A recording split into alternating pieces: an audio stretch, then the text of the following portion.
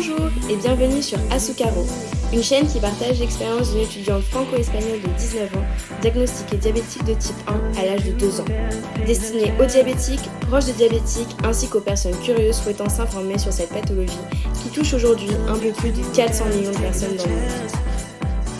Bonjour à tous et bienvenue dans cette première vidéo dans laquelle je vais vous expliquer ce qu'est le diabète et plus précisément ce qu'est le diabète de type 1.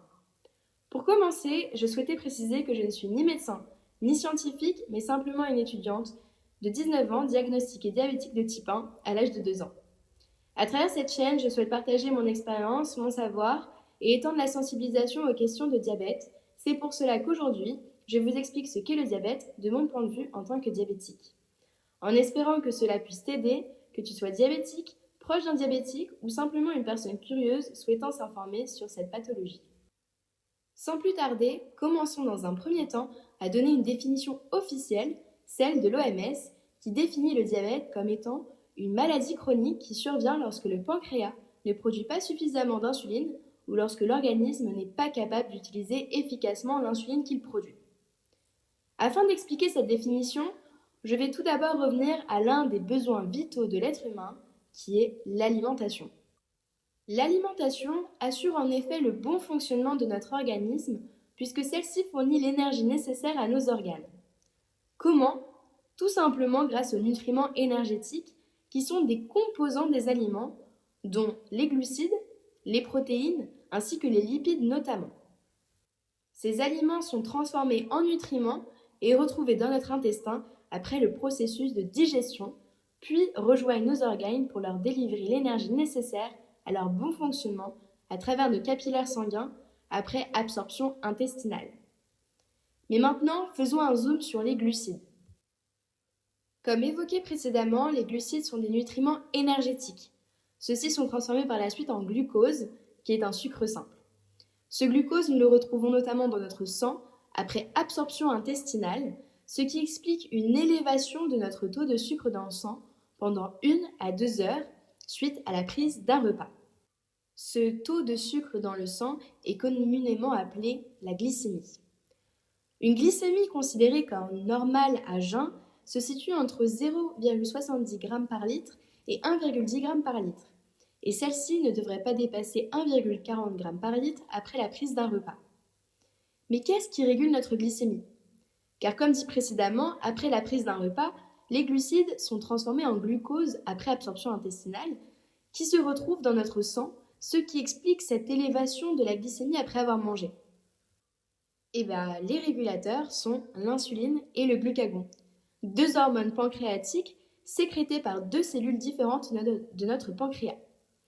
Les cellules bêta du côté de l'insuline et alpha du côté du glucagon. L'insuline a une fonction dite hypoglycémiante, c'est-à-dire qu'elle permet de baisser la glycémie, alors que le glucagon, quant à lui, permet d'élever la glycémie. On dit qu'il a une fonction hyperglycémiante.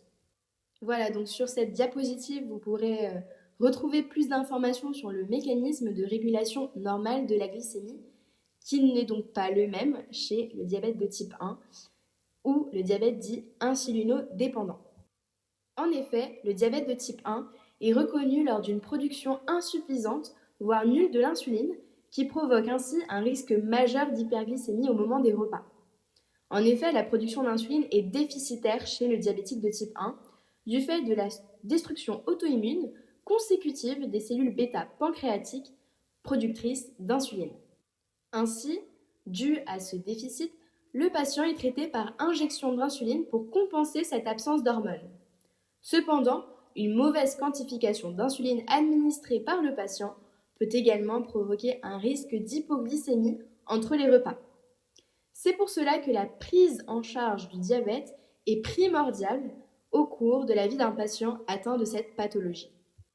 En effet, le patient suit une insulinothérapie, c'est-à-dire qu'il doit par lui-même s'injecter de l'insuline ou par injection ou en utilisant une pompe à insuline externe qui est un appareil relié par une tubulure à un cathéter.